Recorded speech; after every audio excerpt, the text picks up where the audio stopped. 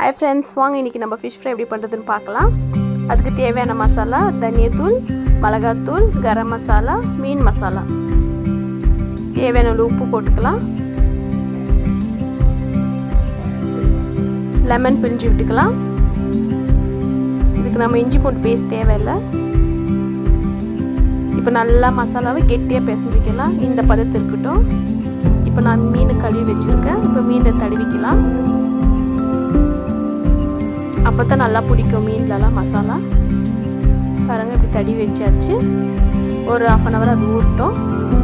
ஊறிச்சு. இப்போ நான் தவா எடுத்துருக்கேன். அதில் எண்ணெய் ஊற்றிருக்கேன். தேவையான நீங்கள் தேங்காய் எண்ணெய் கூட யூஸ் பண்ணிக்கலாம். ரொம்ப நல்லது. நான் நார்மல் எண்ணெய் தான் யூஸ் பண்ணியிருக்கேன். பாருங்கள் இப்போ மீன் போடுறேன் நான் தவாவில்.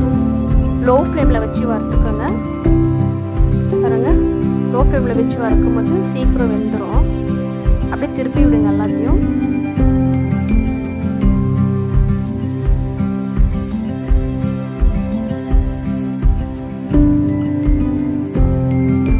ஆயிடுச்சு பாருங்கள், நம்மளோட ஃபிஷ் ஃப்ரை ரெடி ஆயிடுச்சு.